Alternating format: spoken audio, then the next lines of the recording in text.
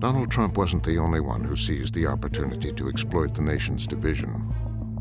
Vladimir Putin did it too, using a cyber attack to strike at the fault lines of American democracy. The effectiveness of this interference from Russia depends on a couple things. It depends on the polarization of politics in America.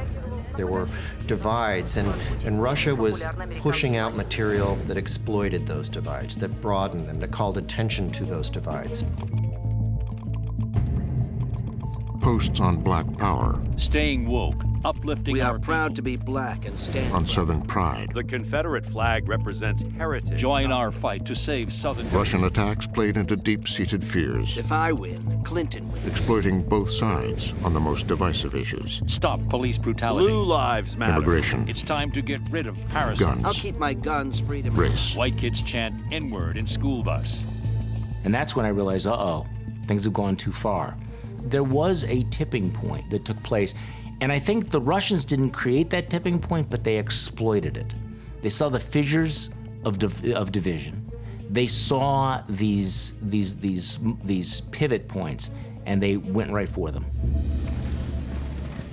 Trump, himself sowing discord and chaos, encouraged the Russians to continue their attack and target Hillary Clinton and the Democrats.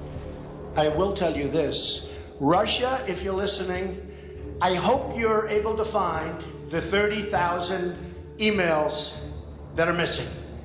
I think they started their operation to intervene in the election with the idea of simply sowing discord and weakening the United States as a country by doing so. It only later became a mission to actually specifically elect Donald Trump. To help Trump, the Russians spread fake news about Hillary Clinton. Vladimir Putin certainly has our number as a country.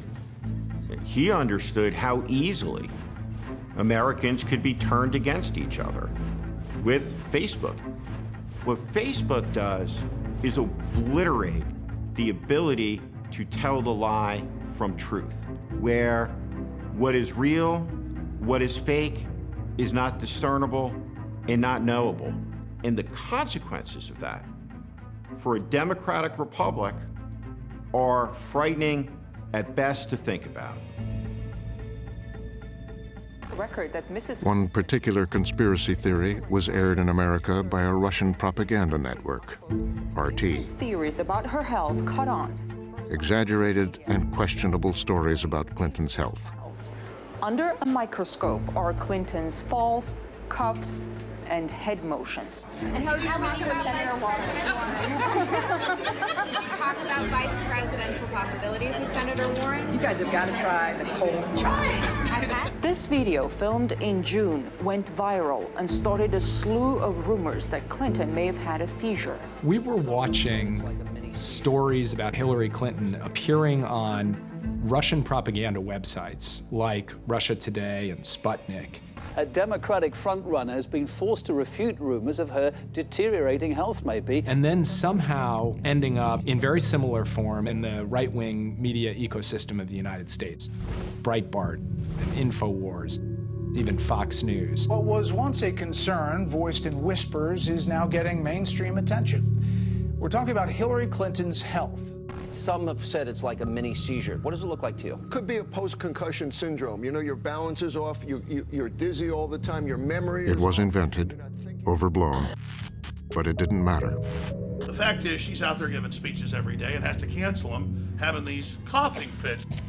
New questions tonight about Hillary Clinton. Good evening. It was a dramatic moment that's already being watched and rewatched. The episode this morning is raising more questions about her health. Она чувствует сонливость, страдает от сильных мигрень. А также проблемы с щитовидной железой и отклонения от норм. And the candidate made the most of it. And she can't make it 15 feet to her car. Give me a break. Give me a break.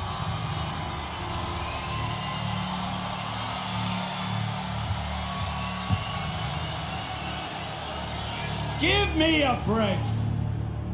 As the fake news spread, conservative talk radio host Charlie Sykes saw how it hardened the divide. I'll tell you what my experience was in 2016, that the flood of these misleading or outright false stories was increasing.